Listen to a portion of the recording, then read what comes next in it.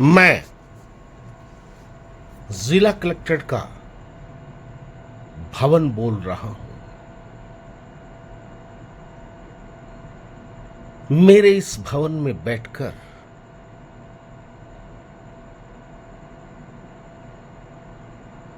असंख्य ब्यूरोक्रेट्स, सरकारी कर्मचारियों ने, पुलिस प्रशासन ने, न्यायाधिकारियों ने चूरू जिले की जनता के असंख्य कामों को निपटाया है। मैंने बरसात भी देखी है तो भयंकर सूखा भी देखा है। मैंने चूरू की बढ़ते टेम्परेचर को भी देखा है तो मैंने चूरू के माइनस में जाते हुए टेम्परेचर को भी सहा है। मैंने वो सब कुछ सहा है जो एक अनाथ बच्चा, जिसके अपने स्वयं के कोई नहीं हो, वो सहता है और देखता है।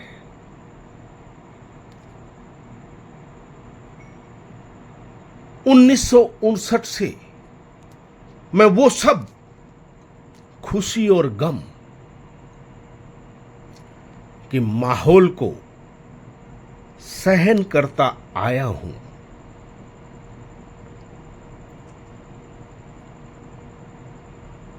लू के थपेड़ों और हिमालय की बर्फीली चोटियां से आने वाली ठंडी जानलेवा हवाओं को भी मैंने हंसते हंसते स्वीकार किया है। लेकिन मैं सबकी हुई, मेरा ये भवन सबके लिए है। चूरू जिले की जनता के लिए तो है ही है।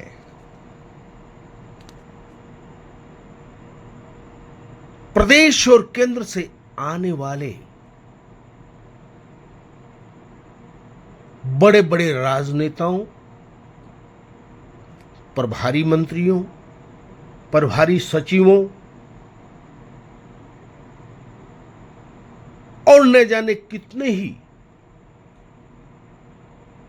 सेक्रेटरीज, डायरेक्टर्स और चीफ सेक्रेटरी, सबको मैंने अपने दिल में बैठने की पनाह दी है। लेकिन मेरा दुर्भाग्य देखिए कि मेरा अपना कोई नहीं हो सका। मेरे ऊपर जो राष्ट्र का ध्वज गौरव के साथ लहराता है, सूर्यास्त के बाद उसे समेटने के लिए भी इसी कलेक्ट्रेट का कर्मचारी जाता है और सुबह फहराने के लिए भी इसी कलेक्ट्रेट का कर्मचारी जाता है। लेकिन मेरे सर पर जो अनगिनत घाव हैं, शायद उसे दिखाई नहीं देते। और दिखाई दे भी क्यों? क्योंकि कोई भी मेरा अपना इन 65 से 70 वर्षों की अवधि के दौरान हो न सका। मेरे ऊपर बाथरूम के नाम पर पानी की टंकियां भी रखी गई, जो सभी भवन पे रखी जाती है, लेकिन गैर जिम्मेदाराना रवैया और लापरवाही के चलते वो बहती रही। मेरा सीना धीरे धीरे पानी की मार से छलनी होता गया, लेकिन किसी भी हाकम को फुर्सत ही कभी नहीं मिली 65 वर्षों में कि कोई आके मेरी वस्तु स्थिति को तो देखे और भवन की साज संभाल, मरम्मत और उसका प्रमाणीकरण करने वाला सार्वजनिक विभाग के लोगों ने भी कभी मेरे घाव पर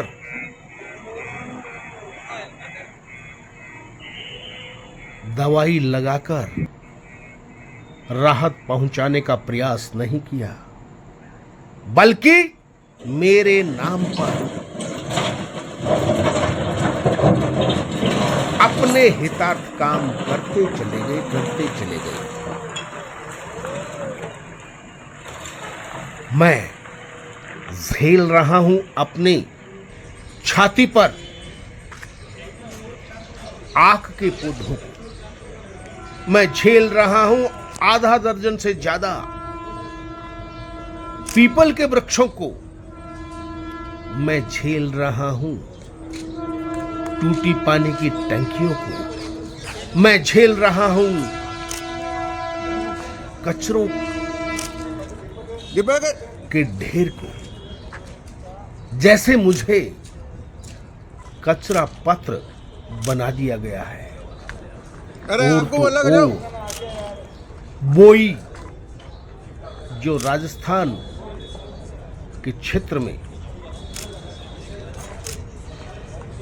पाई जाती है, उनकी मार तो कितनी है मैं खुद भी एहसास नहीं कर पाता। हमारे राजस्थानी में एक विशेषकर रेगिस्तान के एरिया में पानी जो झोपड़ी बनाने के लिए काम आती है, बेहद ही सुनसान जंगलात में उगती है, लेकिन उस पानी ने भी, जिसे हम हमारी भाषा में डोका कहते हैं, उसने भी मेरे जिगर पर घाव करने में कोई कसर नहीं छोड़ी। राजस्थानी पौधा खींप, जिसका वर्तमान समय में, किसी जमाने में वो हर जगह हुआ करती थी, वर्तमान समय में नामो निशान उठता जा रहा है, उसने भी मुझे तो लहूलुहान करने में कोई कसर नहीं छोड़ी। और अनगिनत छोटे छोटे पौधे मैं मेरे सीने पर झेल रहा हूं, लेकिन कभी उफ भी नहीं की। और 2014 में भवन बनाने वाले विभाग ने मुझे नकारा और निकम्मा और खतरनाक भी घोषित कर दिया। मेरे ऊपर एहसान है अधिकारियों का, कर्मचारियों का, कि मुझे 2014 में नकारा, निकम्मा और खतरनाक घोषित करने के बावजूद भी उन्होंने मुझ जैसे नकारा भवन में बैठने की हिम्मत जुटाई।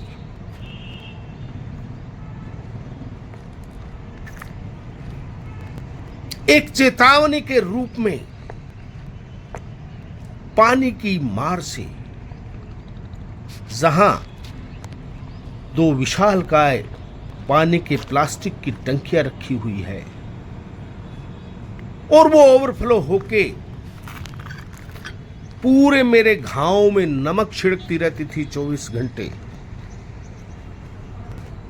जब ज्यादा सहन नहीं हुआ तो एक बुर्ज का आधा हिस्सा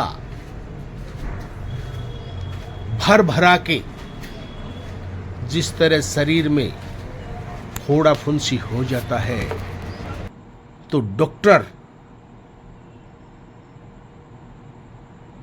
पट्टी पुली कर देता है, फिर भी थोड़ा सा दबने पर मवाद की फुहार फूट पड़ती है। मेरा एक बुर्ज इन पीपल के पेड़ों को की मार को झेल नहीं सका। उसका साइड का हिस्सा गिर गया, लेकिन उस बुर्ज और पानी की टंकी के पास पीपल का पेड़ आज भी मुझे लहूलुहान कर रहा है। मेरा एक हिस्सा क्या गिरा, 2014 से मुझ पर एहसान करने वाले कर्मचारियों ने, कर्मचारी संघों ने मुझे खतरनाक बताकर मेरे आंचल में बैठने से इनकार कर दिया और प्रभारी मंत्री अविनाश पांडे, जिला कलेक्टर पुष्पा सत्यानी और अन्य अधिकारियों ने बिना कोई निरीक्षण किए ही मेरा आंचल छोड़कर दूसरी जगह जाने का निर्णय ले लिया। किसी के पास समय नहीं है मेरी हालात पर नजर डालने के लिए। किसी के पास समय नहीं है कि ये किसकी जिम्मेवारी है कि मेरे सीने पर पीपल, बोई, खींप, पन्नी, आक जैसे पौधे उग गए। किसी को समय ही नहीं मिला उन्हें देखने का। उन्हें हटाना तो दूर की बात है, उन्हें देखने का भी किसी को समय नहीं मिला। कहने को तो कहा जा सकता है कि पीपल का पेड़ धार्मिक महत्व का पेड़ है, इसलिए उसको कौन हटाए। लेकिन शास्त्रों में उल्लेख है, जहां आप आवास करते हो, जहां आप कर्म करते हो, वहां से पीपल का पेड़ भी स्थानांतरित किया जा सकता है। और फिर मेरे भवन में बैठने वालों के पास तो इतने असीमित अधिकार हैं कि वो वन अधिकारी को कहकर मेरे सीने में रुपी हुई सूलों को प्रेम पूर्वक हटाकर दूसरी जगह भी स्थापित कर सकती है। लेकिन मैं जिला कलेक्ट्रेट का भवन हूं, मेरा दर्द न जाने कोई। सब अपनी मस्ती में मस्त है और मैं त्रस्त हूं। फिर भी जिम्मेवार अधिकारियों, कर्मचारियों, जनप्रतिनिधियों को मेरा बारंबार प्रणाम है, क्योंकि एक कहावत है, हाथी जिंदा लाख का है तो मरने के बाद 1.25 लाख का हो जाता है। मेरे आंचल में बैठने वालों के तो वारे न्यारे हैं, क्योंकि जब 19 करोड़ रुपए राज्य सरकार सिर्फ मरम्मत के नाम पर स्वीकृत कर सकती है, तो मुझे धराशायी करने और फिर मुझे कुचलकर दूसरा भवन बनाने की प्रक्रिया में तो सैकड़ों करोड़ रुपए स्वीकृत होने का अवसर मिल रहा है। इसलिए सभी को साधुवाद है। जिम्मेवारों को वे आबाद रहें। अच्छा तो हम चलते हैं, फिर नहीं मिलेंगे।